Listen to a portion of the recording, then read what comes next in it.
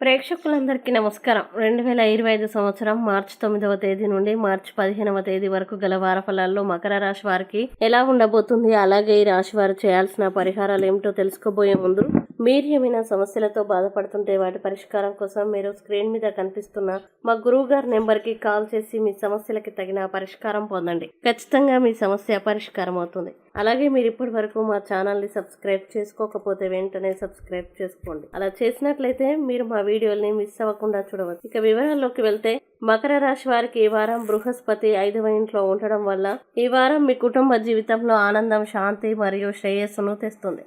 అలాగే రాజకీయాలతో సంబంధం ఉన్న వ్యక్తుల ప్రత్యర్థులు ఓడిపోతారు. పోరాటం తర్వాత మీరు వ్యాపారంలో విజయం సాధిస్తారు.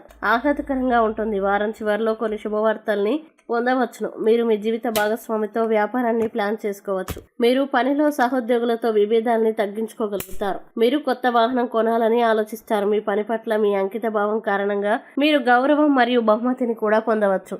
అయితే ఈ వారం ప్రారంభంలో ప్రేమ సంబంధాలకు సంబంధించి అపనమ్మకం తలెత్తవచ్చు. మీరు ప్రదర్శనల కోసం డబ్బు ఖర్చు చేయాల్సి రావచ్చు. అనవసరమైన చర్చలు మరియు వివాదాలకి దూరంగా ఉండండి.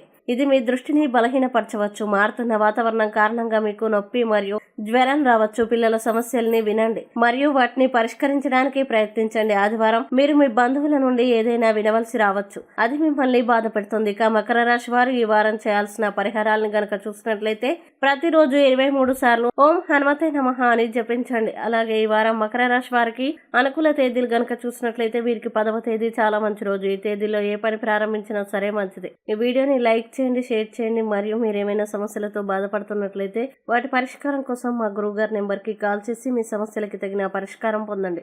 ఖచ్చితంగా మీ సమస్య పరిష్కారం అవుతుంది. ఇంకా మీరు అనుకున్నటువంటి అన్ని పనుల్లో అంతా మంచి జరగాలని కోరుకుంటూ సర్వే జన సుఖినో భవంతు.